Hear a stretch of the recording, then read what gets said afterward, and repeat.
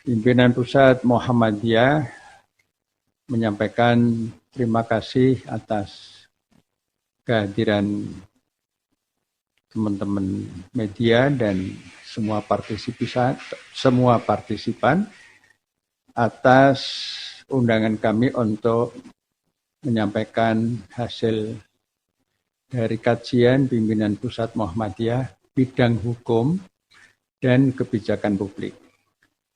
Pimpinan Pusat Muhammadiyah yang ada di bidang tersebut, Ketua Majelis Hukumnya yaitu Dr. Tresno Raharjo sudah ada di tempat yang lain, dan Dr. Yono, Ketua Lembaga Hikmah dan Kebijakan Publik juga sudah hadir di tempat yang lain, di samping jajaran pimpinan Pusat Muhammadiyah, Majelis Hukum dan HAM dan LHKP yang lain, yang masing-masing di tempat sendiri-sendiri. Baiklah, dengan mengucapkan Bismillahirrahmanirrahim, pimpinan Pusat Muhammadiyah bidang hukum ingin meminta perhatian dari teman-teman media untuk menyampaikan apa yang urgen dari kami terkait dengan insiden atau peristiwa yang terjadi yang melibatkan dua unsur, yaitu unsur oknum kepolisian atau jajarannya dan juga dari Front Pembela Islam yang terjadi beberapa hari yang lalu, atau tepatnya di Cikampek belum lama ini. Sebagai pengantar, saya ingin menyampaikan poin-poin pokok yang nanti poin-poin terincinya sudah kami siapkan dan akan dibacakan, akan disampaikan oleh Ketua Majelis Hukum dan Hak Asasi Manusia. Teman-teman wartawan dan partisipan yang dirahmati Allah, pertama-tama pimpinan Pusat Muhammadiyah tentu berduka yang mendalam terhadap tewasnya atau wafatnya 6 anggota Front Pembela Islam. Mudah-mudahan arwahnya diterima di sisi Allah Subhanahu wa taala dan keluarganya diberi kesabaran dan ketabahan. Kemudian selain itu, pimpinan Pusat Muhammadiyah bidang hukum dan HAM menyampaikan pandangannya sebagai berikut. Sebagai salah satu elemen masyarakat sipil atau yang sering saya sebut civil society organization, Muhammadiyah tentu sejak awal berdirinya sampai sekarang itu selalu mengikuti perkembangan-perkembangan yang terdapat dalam relasi hubungan antara negara dengan masyarakat. Itu semata-mata sebagai tanggung jawab moralitas keagamaan dan sekaligus moralitas kebangsaan yang integratif, yang itu menjadi ciri dari gerakan Muhammadiyah. Pandangan yang integratif itu membuat kami tidak bisa bersikap pasif atau bersikap mendiamkan sekiranya di masyarakat, di lembaga negara kita, lembaga pemerintahan kita terjadi sesuatu yang menurut standar kelayakan kepatutan perlu diberi catatan-catatan yang semuanya itu berstandar pada norma agama dan norma kebangsaan tadi. Peristiwa yang terjadi adalah merupakan bentuk dari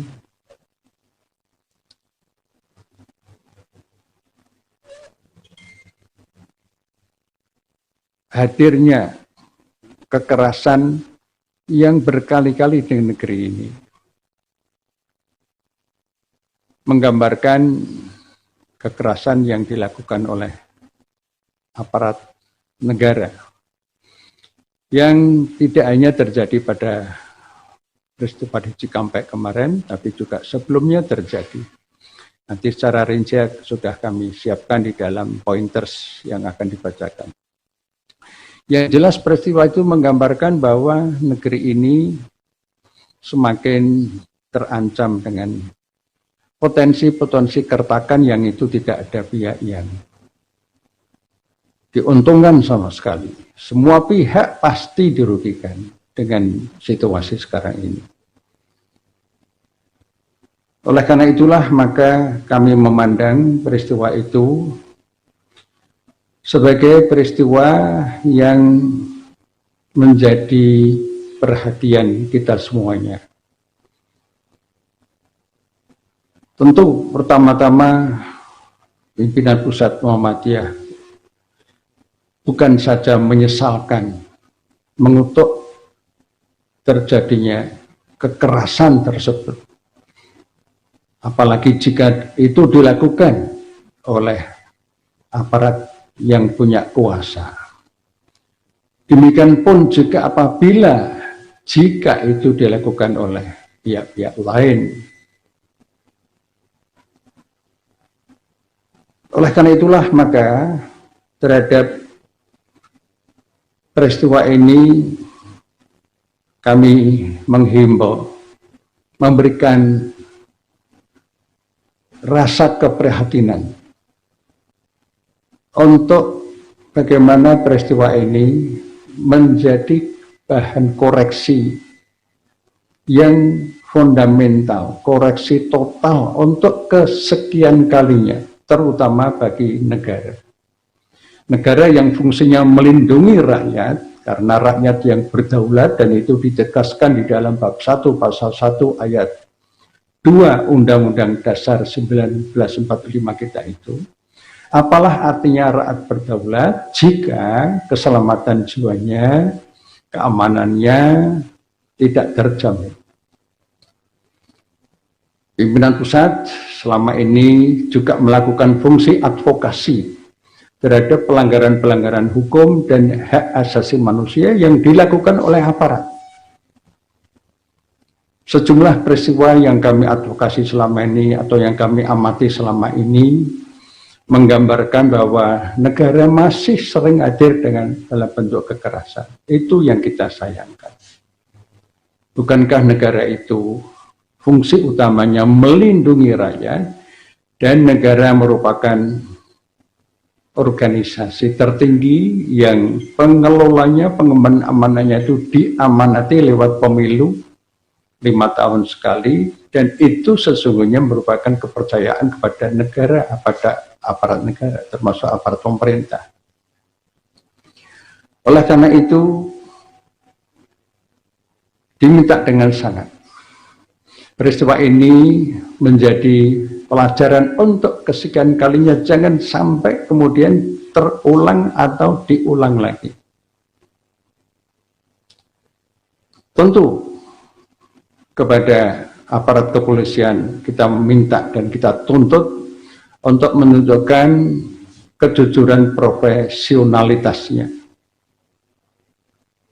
Dan kepada Presiden selaku Panglima tertinggi TNI dan Polri, juga kami mendesak terhadap peristiwa ini bukan saja diambil sikap yang minimalis atau formalistik,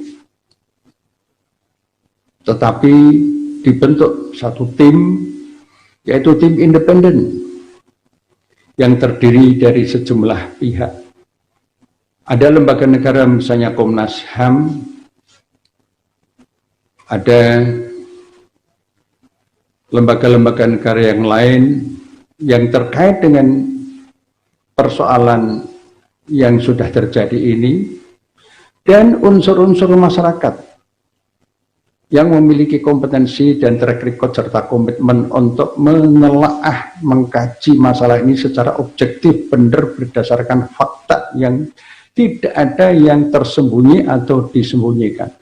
Termasuk di sini unsur masyarakat itu adalah IDI, Ikatan Dokter Indonesia.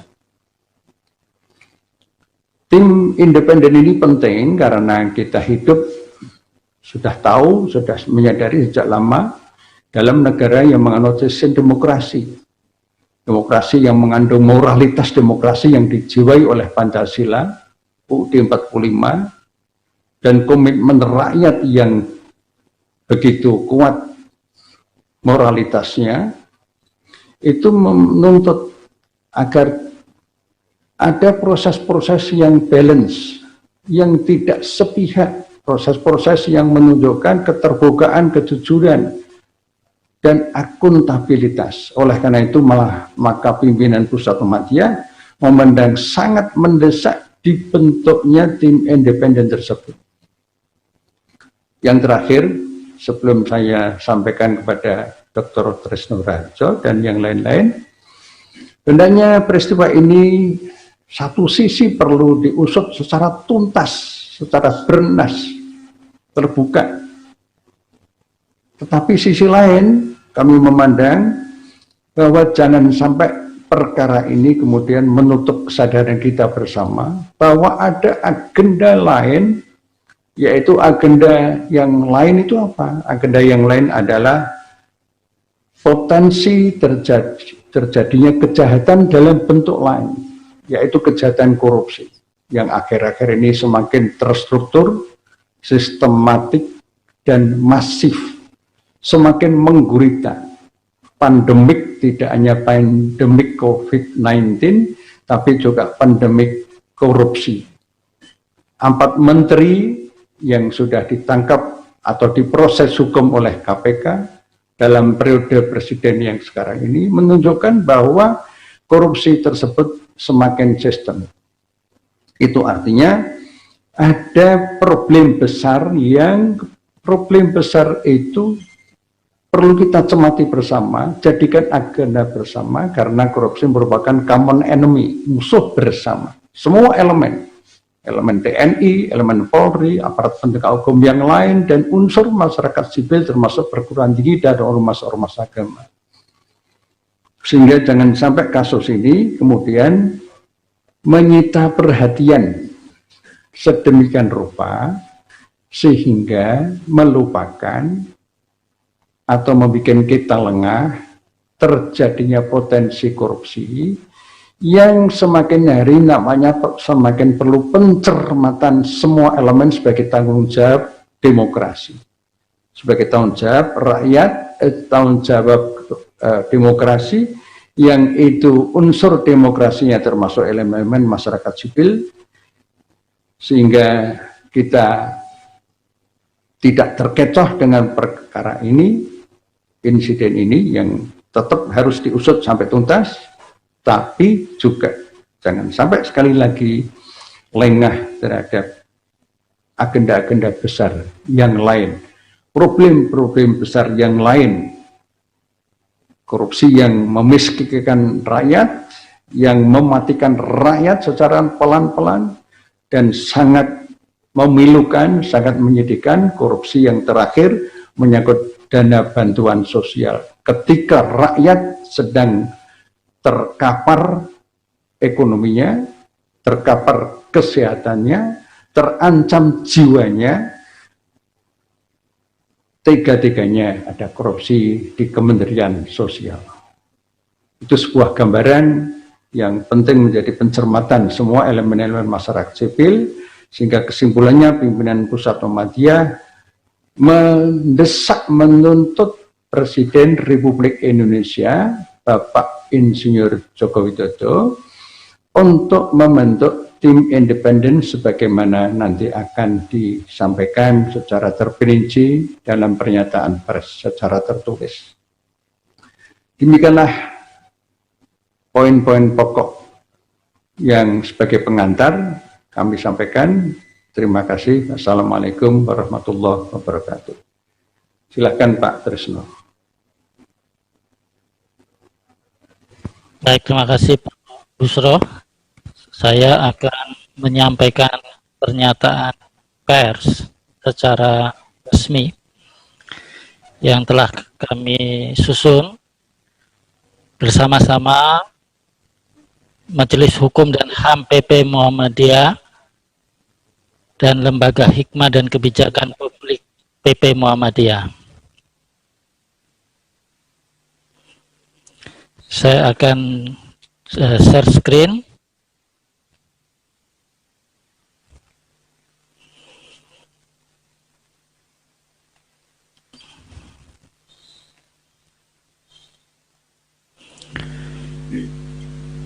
Pernyataan pers pimpinan Pusat Muhammadiyah bidang hukum dan HAM dan kebijakan publik 8 Desember 2020.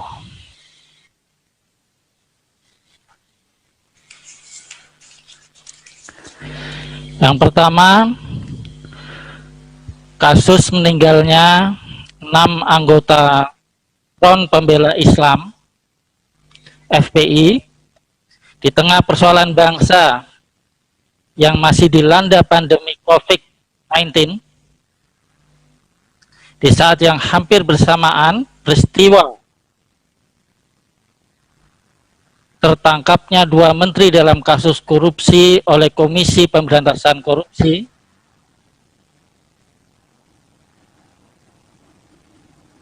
serta penyelesaian aturan pelaksana Undang-Undang Cipta Kerja yang masih berjalan dan berpotensi koruptif apabila tidak disusun dengan benar. Juga akan dilaksanakannya pemilihan umum kepala daerah secara serentak di beberapa wilayah di Indonesia yang pelaksanaannya terasa pincang di sana sini terkait protokol kesehatan,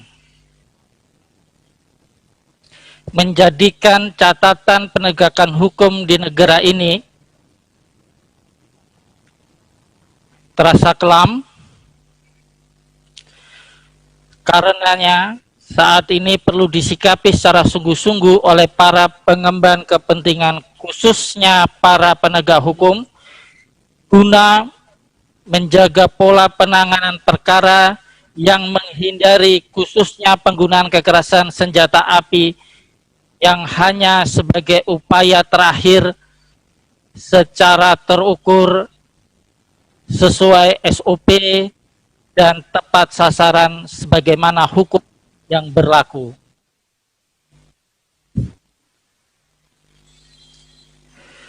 Kedua, kasus meninggalnya 6 anggota FPI akibat tembakan oleh petugas kepolisian pada dini hari Senin 7 Desember 2020 seolah pengulangan terhadap berbagai peristiwa meninggalnya warga negara akibat kekerasan dengan senjata api oleh petugas negara di luar proses hukum yang seharusnya. Dan melalui pengadilan seperti pada beberapa peristiwa kematian akibat senjata api misalnya, terhadap pendeta Yeremias Zamambani di Papua, kematian Kidam di Poso, dan lainnya. Pengungkapan kematian warga negara tersebut tanpa melalui proses hukum yang lengkap perlu dilakukan oleh Komisi Nasional Hak Asasi Manusia atau tim independen yang sebaiknya dibentuk khusus oleh Presiden untuk mengungkap secara jelas duduk perkara kejadian sebenarnya. Ketiga, pembentukan tim independen seyogyanya diberikan mandat untuk menguak semua peristiwa di Indonesia dengan melakukan investigasi dan pengungkapan seluruh penggunaan kekerasan dengan senjata api oleh aparat penegak hukum, polisi dan atau Tentara Nasional Indonesia di luar tugas selain perang. Dan bukan hanya untuk kasus meninggalnya 6 anggota FPI itu saja, sehingga dapat menjadi evaluasi terhadap kepatutan penggunaan senjata api oleh petugas keamanan terhadap warga negara di luar ketentuan hukum yang berlaku. Tim independen diharapkan dianggotakan unsur lembaga negara seperti Komnas HAM, Lembaga Perlindungan Saksi dan Korban, unsur masyarakat, unsur profesi, dalam hal ini Ikatan Dokter Indonesia. Keempat, pernyataan kepolisian tentang penembakan anggota FPI bahwa petugas kepolisian tengah melakukan penyelidikan terkait informasi pengerahan massa terhadap pemanggilan Habib Rizik Syihab oleh kepolisian, perlu dilakukan evaluasi terhadap SOP-nya secara terbuka dan transparan kepada publik, yang akan lebih baik bila disertai penyerahan seluruh dokumen tersebut kepada Komnas HAM atau tim independen guna ditimbang apakah penerapan prosedur penyelidikan yang dilakukan oleh tim dari Polda Metro Jaya itu sudah benar, tepat, dan terukur sesuai SOP yang berlaku dalam penugasan semacam itu.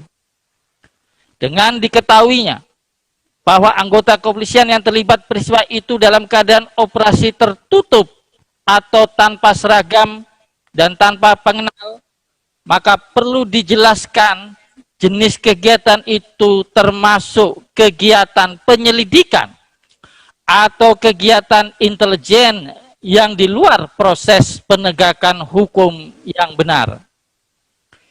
Perbedaan jenis kegiatan penyelidikan dan kegiatan operasi intelijen menjadi penting untuk bisa menilai ketepatan penggunaan kekuatan senjata api dalam perkara ini, sekaligus untuk mengukur kejelasan hasil pengamatan intelijen yang diperoleh oleh kepolisian. Kelima, merujuk pada peristiwa penembakan dimaksud, perlu diadakan evaluasi terhadap pola penanganan penggunaan senjata api oleh pihak kepolisian dan olah tempat kejadian perkara. Sangat disayangkan, seolah tidak terdapat upaya-upaya sesuai dengan ketentuan yang berlaku terkait pengolahan dan pengamanan TKP. Apabila peristiwa terjadi kemarin karena polisi sedang melaksanakan penyelidikan, seharusnya mengikuti prosedur dalam penyelidikan, dan bila mendapatkan hambatan, apabila hambatan tersebut merupakan bentuk kekerasan, maka penyelidik melaporkan kejadian tersebut dan sesuai prosedur melakukan pengamanan TKP, sehingga peristiwa tersebut menjadi langkah awal pembuktian adanya tindak pidana penyerangan terhadap petugas kepolisian yang sedang melaksanakan tugas.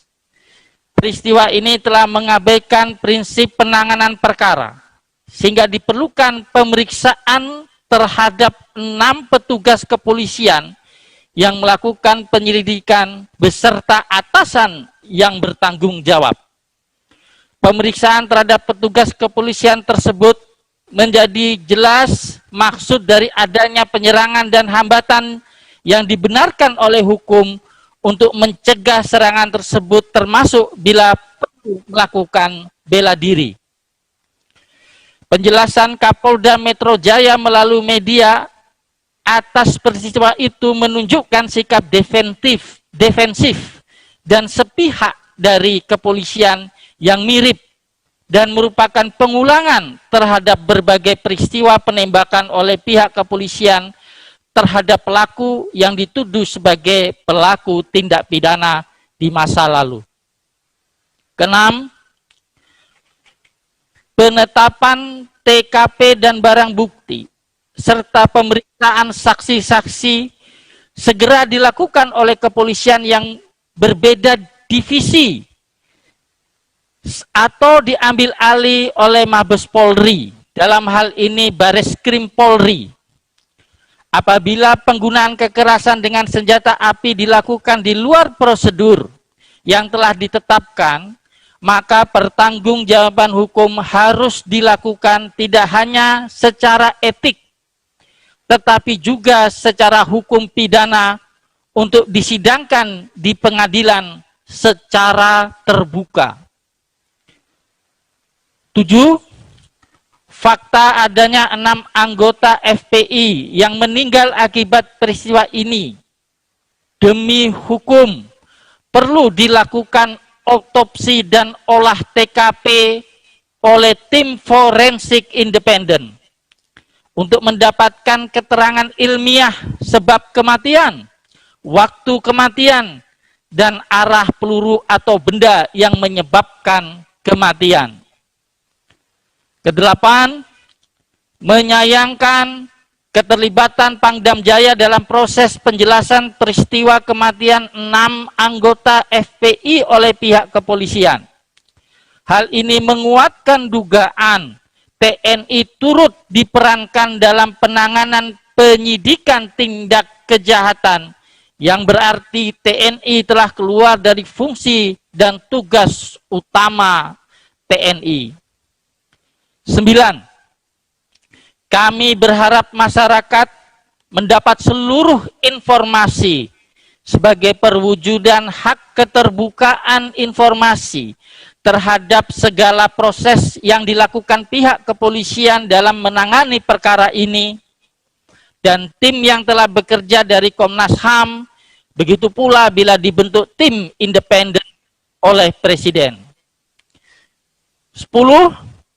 Kami berharap masyarakat tetap tenang dan tidak terprovokasi oleh upaya apapun guna menjaga ketertiban dan keamanan bersama, sambil menanti langkah-langkah yang pasti dari semua yang berkepentingan dengan penegakan hukum. Yogyakarta, 8 Desember 2020, Pimpinan Pusat Bidang Hukum dan HAM dan Kebijakan Publik, Dr. Busro Mukodas SH.M. Hum, Ketua Majelis Hukum dan HAM PP Muhammadiyah, Dr. Trisno Rarjo SH.M. Hum, Ketua Lembaga Hikmah dan Kebijakan Publik PP Muhammadiyah, Dr. Yono Rekso Projo. Demikian siaran pers ini kami sampaikan kepada seluruh media untuk dapat menjadi hal yang bisa diperhatikan. Selanjutnya kami persilahkan apabila ada hal yang perlu ditanggapi oleh media yang hadir di kesempatan kali ini. Saya kembalikan ke Pak Busro.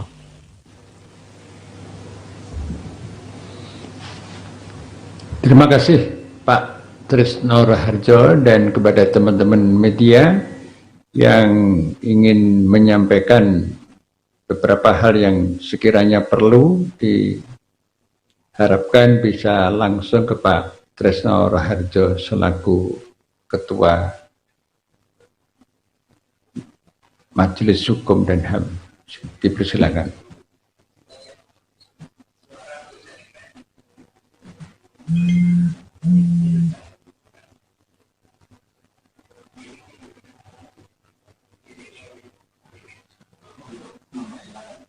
Iya, dipersilakan. Pak Trisno. Nah.